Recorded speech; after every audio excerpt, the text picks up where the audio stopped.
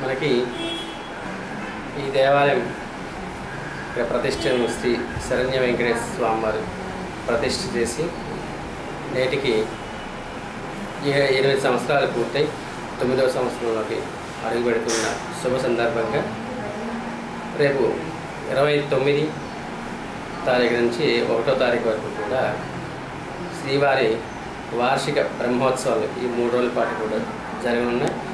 మరి ఈ వార్షిక బ్రహ్మోత్సవాలు పురస్కరించుకొని 28వ తారీఖు సాయంత్రం 6 గంటల నుండి విశ్వక్సేన పూజ, పుణ్యాహవాచనం, అంకురార్పణ, అలాగే యాగశాల ప్రవేశంతో ఈ యొక్క బ్రహ్మోత్సవాలు ప్రారంభమవుతున్నాయి.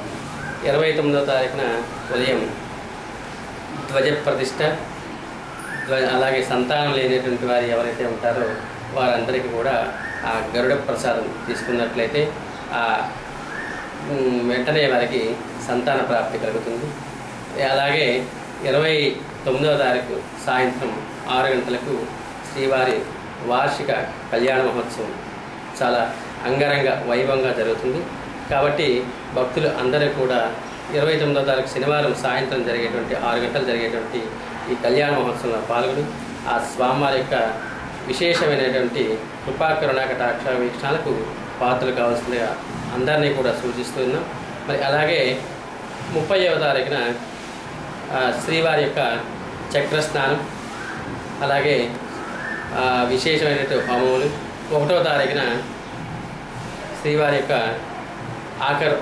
ఈ బ్రహ్మోత్సవాల ఆఖరి రోజు 1వ తారీఖున ఆ రోజు సాయంత్రం ద్వాదశ ఆరాధనలు 12 ఆరాధనలు చేసి ఒక్కొక్క ఆరాధనకి ఒక్కొక్క నివేదనతో పాటు ఈ యొక్క 12 ఆరాధనలు పూర్తి చేసుకొని ఈ ఆలయం చుట్టూ స్వామివారిని ఊరేగిస్తూ సప్తావరణ అంటారు దీన్ని. ఈ 7 సార్లు ఒక్కొక్కసారి మౌనంగానే ఒక్కోసారి మేళ తాళాలతో ఇలా 7 సార్లు కూడా ఈ ఆలయం చుట్టూ స్వామివారిని చేసుకొని ఇక్కడ పవళింపు సేవతో ఆ రోజు బ్రహ్మోత్సవాలు ముగుస్తాయి.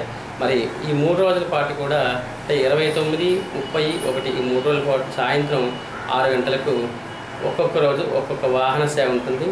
ఒకరోజు గరుడ వాహన సేవ, ఇంకొక రోజు హనుమంత వాహన సేవ, ఇంకొక రోజు శేషవాహన సేవ, ఇలా 3 రోజుల పాటు 3 సేవలు ఈ 3 వాహన సేవలు జరుగుతాయి. కాబట్టి ఈ యొక్క బ్రహ్మోత్సవాలు అంగరంగ వైభవంగా కూడా జరుగుతాయి.